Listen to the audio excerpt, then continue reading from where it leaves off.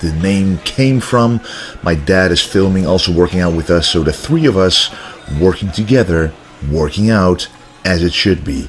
We both got our vintage genetics from him, which is the meaning of this channel. Basically, the first set that I'm starting to feel still goes pretty smoothly, and the form on the bench press should look smoothly. The more smooth it goes, the less chance for injuries you have. 10 reps with as a basic weight, and I'm very surprised that at this point I was about 3.5 weeks out from my competition, but I still have quite a lot of strength. I remember watching those Ronnie Coleman clips of him saying he's 5 weeks out from a competition and he's still lifting those super heavy weights, and I'm not saying I'm nearly as strong as him, but I am. A lot of people have trouble with their shoulders on the bench press, and to those people I advise, if you combine it with a special shoulder stretch that I actually have up on this channel, just search fixing your shoulder issues, fixing your shoulder pain on my channel, and you get it. But at least the first 1 or 2 exercises with chest, quite a lot of sets, because even when you're warmed up in the bench press, it's still, to me, too risky to go too heavy too fast. And I actually get a much better pump just by adding 1 or 2 extra sets, and these last 2 sets will be to failure. This is a regular set to failure. As you can see, Kane is helping me with the last 2. Arnold did not excessively focus on the upper chest, yet he had a massive chest, one of the biggest chests ever. So a lot of people make the mistake by focusing solely on that upper chest, starting out with the incline bench press, the incline flies, the incline dumbbell press, and so on. I only do 1 exercise because to me bodybuilding is about hitting the muscle from different angles. So we start out with the regular angle, then the incline angle, and then the decline angle. But to me, the decline has a special meaning for the chest because it directly hits the largest portion and the strongest portion of the chest, making hypertrophy chest workouts. A fly compared to a press is an isolation movement, and that means your triceps are out of the picture.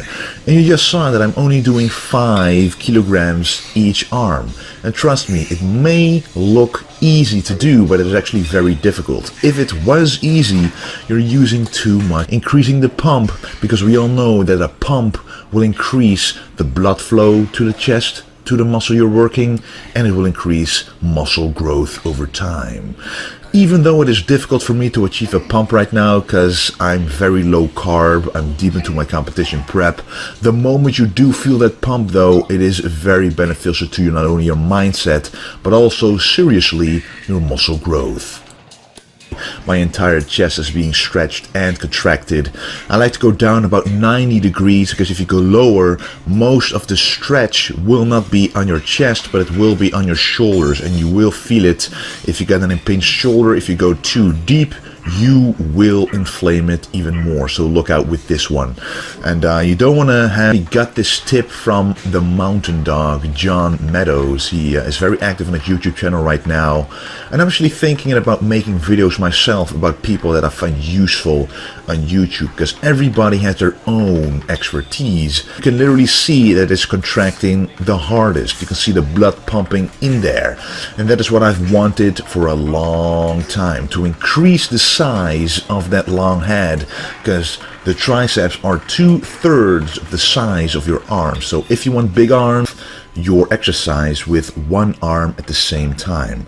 Sometimes 1 arm is stronger than the other, sometimes 1 arm is bigger than the other, and a lot of people ask me this when I make them workout plans, is how can I fix an imbalanced muscle? So for example, when a tricep is bigger than the other, when a lat is bigger, when a bicep is bigger, and I always say focus on unilateral movements like this, but always start out with your weakest or smallest arm, and with your stronger or bigger arm, match the reps that you were able to do with the weaker arm.